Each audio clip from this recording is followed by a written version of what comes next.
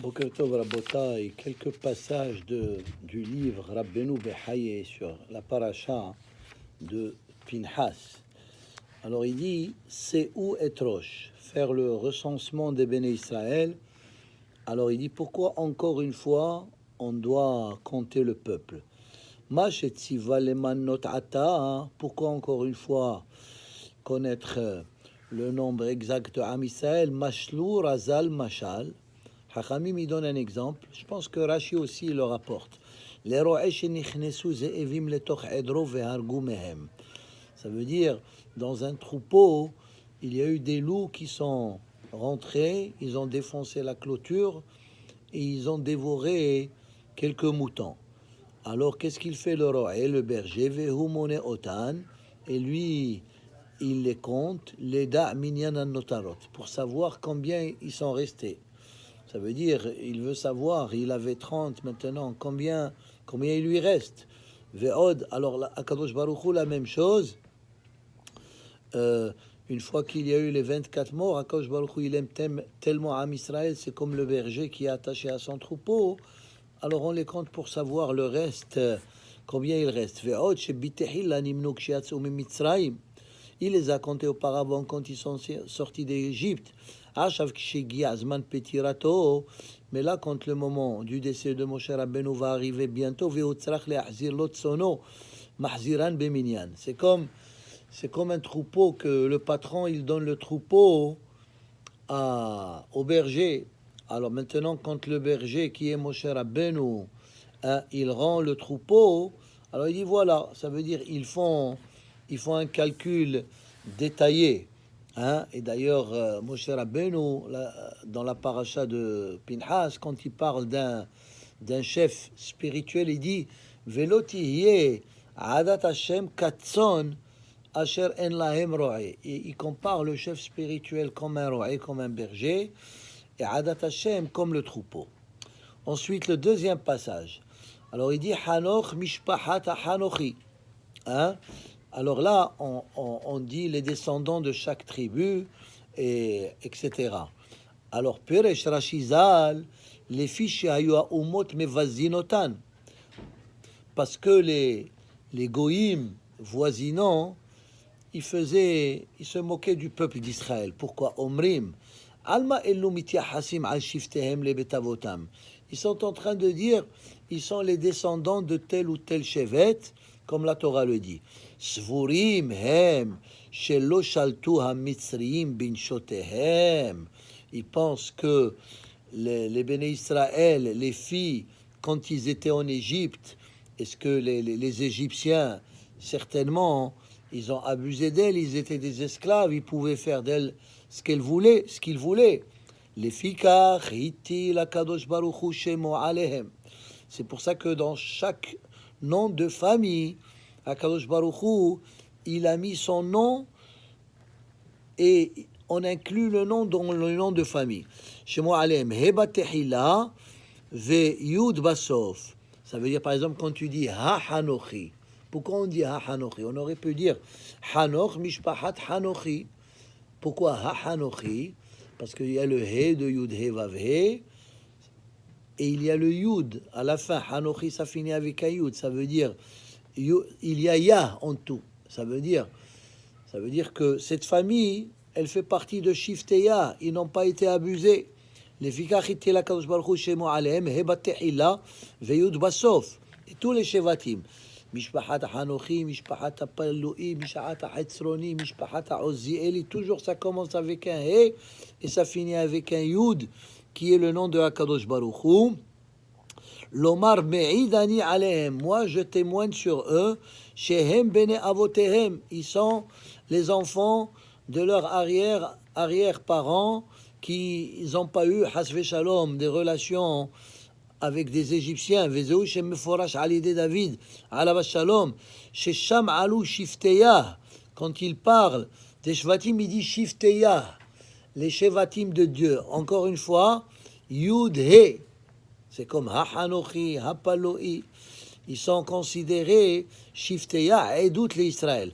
Hashem hazeh, le fait que Hashem il a ajouté le he et le yud, Me'id alehem shehem shvatim. C'est ça, Shifteya edut. L'Israël, le fait que Akadosh Baruch Hu, il a ajouté le Ya, c'est une preuve que Hasve Shalom, ils n'ont pas fait de Averot. Velefikach bekulam ktiv, ha'anochi, ha'paloi, ha'karmi, ha'etzroni. Aval biyimna, lot sarich le'askir ha'yimni. Parce que déjà, les fiches Hashem kavu abo yud bitehila vehe basof. Alors c'est ça l'idée. Maintenant, j'aimerais ajouter sur ce point un autre point. Et d'où ils ont eu à Israël le courage, après qu'ils sont restés là-bas 210 ans ou 400 ans, et malgré qu'ils étaient des esclaves, ils ne se sont pas fait violer et avoir des relations avec les Égyptiens. Alors, il y a un autre Midrash qui dit, le Koach, il aura été donné par un homme et une femme. Ça veut dire, comme on a expliqué plusieurs fois, il y a le concept de Ma'ase Avot Siman Labanim. Tout ce que nos ancêtres ils ont fait en Égypte, c'est comme s'ils ont donné une ligne de conduite pour l'avenir de Am Israël. Quand Avraham Avinu il est descendu en Égypte, c'est un siman, comme Avraham Avinu il est descendu en Égypte, c'est un siman que Am Israël ils vont descendre en Égypte. Comme Avraham Avinu, Hachamim ils disent, quand il a quitté l'Égypte, Paro il lui a donné beaucoup de cadeaux, ou Avram Hetiv Ba'avura, comme ça, Am Israël, quand ils sont sortis d'Égypte, c'est marqué Vainatselu et Mitzraim. Ils ont pris toute la richesse du peuple égyptien pour être remboursés pour le travail qu'ils ont fait pour plus de 2 siècles. Alors, et comme Paro il a capturé Sarah Imenu, il l'a amené au palais royal.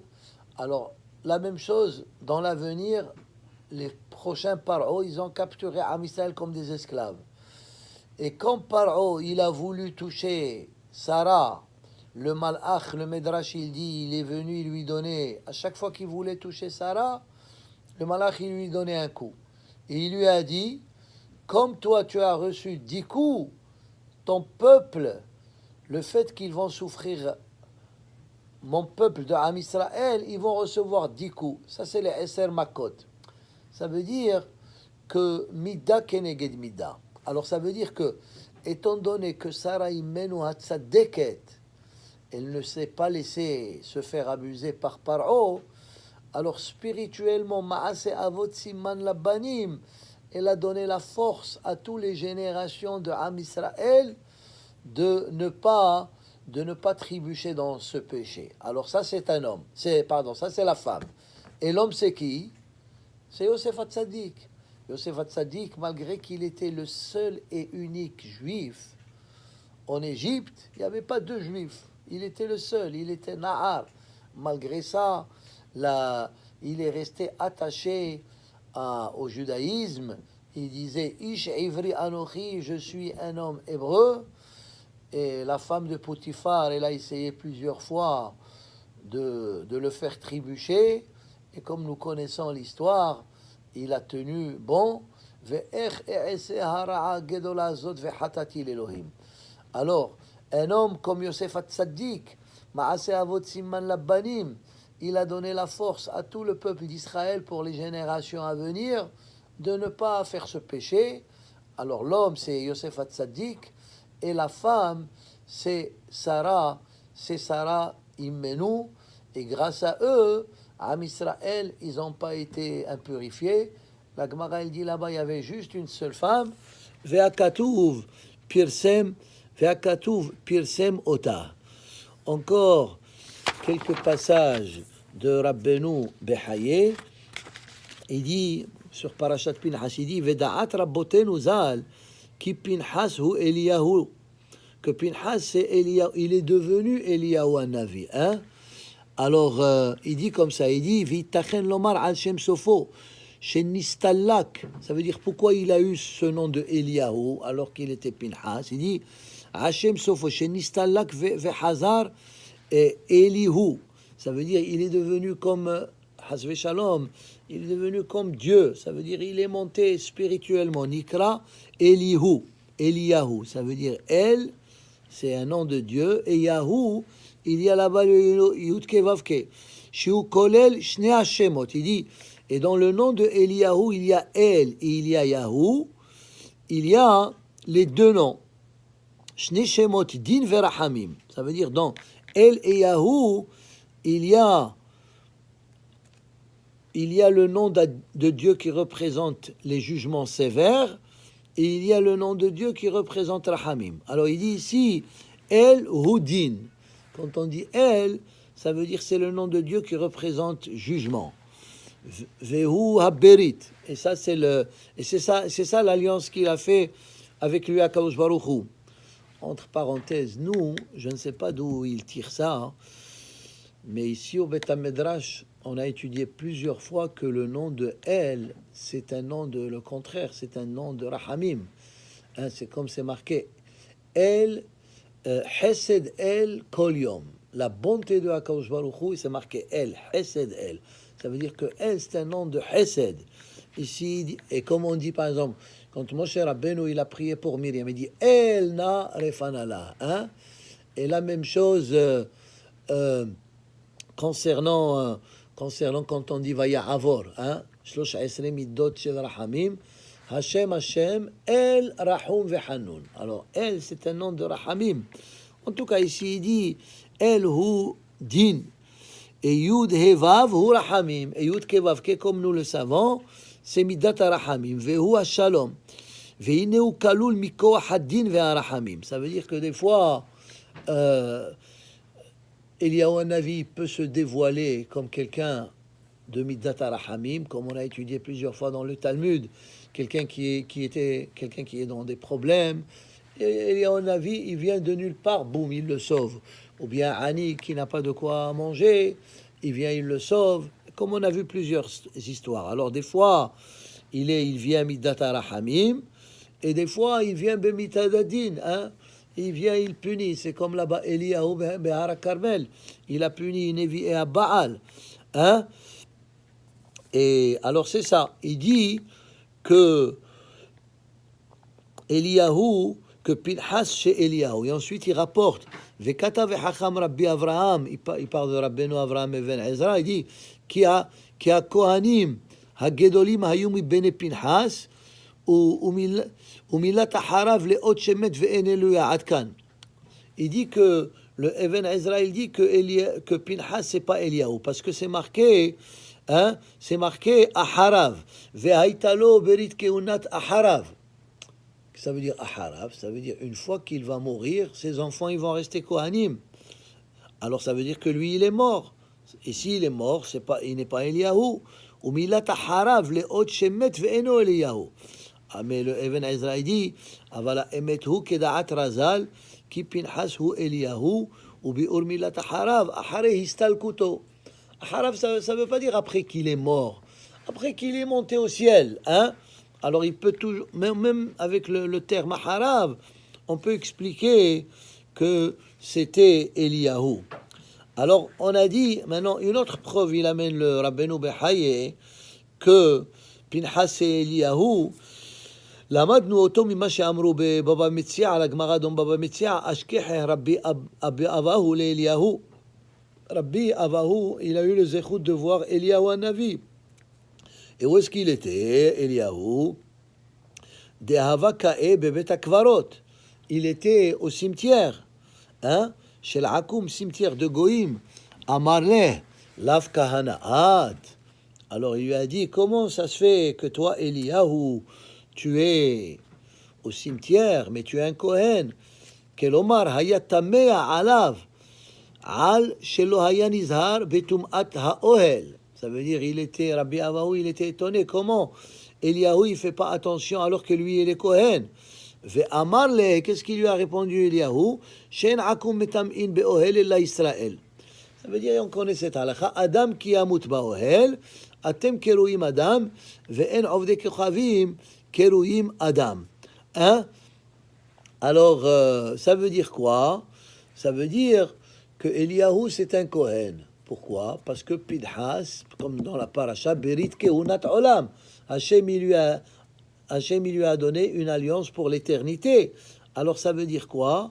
Ça veut dire que Pinhas, c'est Eliyahu Hanavi, et je vous ai mentionné l'autre jour ce qu'il écrit, le Targum Yonatan ben Oziel, Hineni noten lo et beriti shalom. Là-bas, il écrit que Hachem, quelle est la récompense qu'il a donnée à Pinhas? Il a rendu Malach pour l'éternité, et il est devenu Eliyahu Hanavi, et c'est lui qui va venir annoncer la Geoula Ha'atida, comme nous lisons à la Haftara de Shabbat HaGadol, le dernier pasuk là-bas, l'avant-dernier pasuk, Hinne Anochi Sholeach Lachem et Elia Hanavi. Alors, c'est marqué, c'est comme ça que le Targum Yonatan ben Oziel, il explique Hinneni noten lo et beriti shalom. Alors, quand on voit qu'il y a une mahloket là-dessus, si il est Eliyahu ou il n'est pas Eliyahu, mais le Minhag, il dit qu'on considère que Pinhas ou Eliyahu. Un autre passage, il dit, et ça c'est la question que tous les Mfarshimi ils disent, qu'est-ce que ça veut dire? Hachem, il a récompensé de devenir Kohen. Mais il était déjà Kohen, il est le petit-fils de Aharon à Kohen. Alors, quelle récompense il lui a donné? Alors, il explique le Rabbeinu Behayen, s'il n'aurait pas fait cet acte héroïque, il n'aurait pas été Kohen.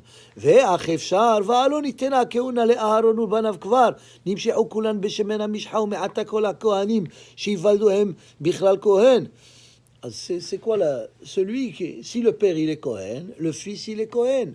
Alors, étant donné que Aharon il a été nommé Kohen, alors automatiquement El-Hazar, son fils, il est devenu Kohen, et son petit-fils Pinhas, il est devenu Kohen. Alors il donne la réponse comme ça. Aval ha'inyan hayaken ki Pinhas nolad kodem himmashach Aharon ubanav.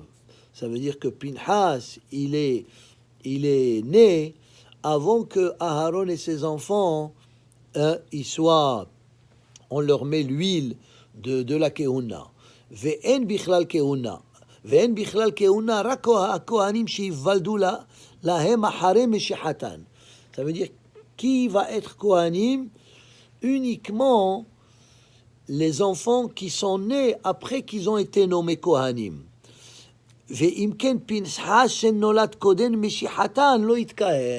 Alors, Pinhas, il est né avant que Aharon il soit Mashouach, alors il ne fait pas partie de la Kehuna, il n'a pas été Mashouach.